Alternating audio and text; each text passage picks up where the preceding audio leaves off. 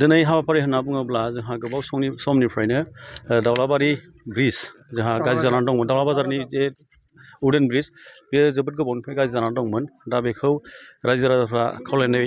बायदियै जोंनि UPPL गभर्नमेन्टनिफ्राय जों बेखौ नायफैनानै दा मानगोनां जोंनि गाहाय नेहाथारि सेन्ट्रेल कमिटिनि राजुकुमार नार्जारि बिथांनि बिथोन बायदियै जोंनि सरकारनि तरफनिफ्राय बे दालांखौ जों मावना होफैनाय जाबाय आरो बेनिनो दिनै बेखेवनाय हाबाफारि दंमोन।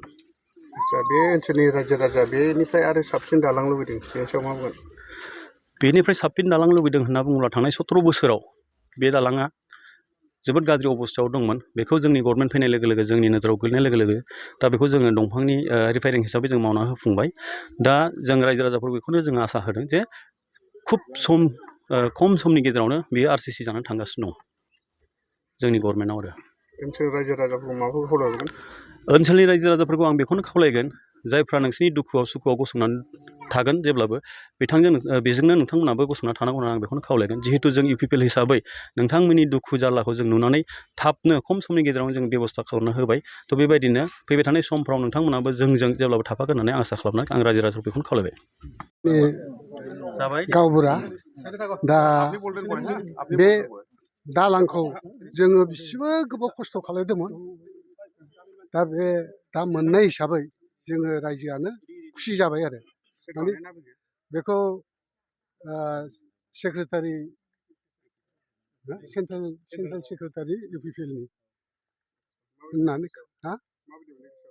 गोसोआवथ' मोजां मोनबाय दा जों थाबायनो सुबिदा होबाय हिसाबै जों गोसोखौ मोजां मोनदों रायजो राजा गासिबो आं बेखौनो बुंनानै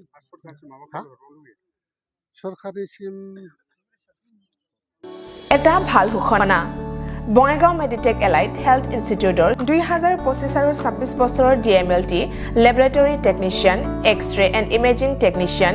ECG technician pharmacy assistant dental hygienist emergency technician আৰু নাৰ্ছিং কেয়াৰ এছিষ্টেণ্ট কোৰ্চৰ নামভৰ্তি কৰাটো এতিয়া চলি আছে। নামভৰ্তি কৰা বিষয়ৰ বাবে জানিবলৈ ব্যক্তিসকলে 9395558676 নম্বৰত যোগাযোগ কৰিব পাৰিব। मोनसे गोजोनथाव फोसावथाय बङाइगाव मेडिटेक एलाइट हेल्थ इन्स्टिट्यूटआव इंराजि बोसोर 2025-26 मायथाइनि थाखाय DMLT laboratory technician X-ray and imaging technician ECG technician pharmacy assistant dental hygienist emergency technician आरो नार्सिं केयार एसिस्टेंट कोर्सनि मुं थिसननाया सोलिगासिनो दङ। मुं थिसननायनि सोमोन्दै सुलाद लानो थाखाय 9395558676 नाम्बाराव फोनांजाब खालामनो हागोन।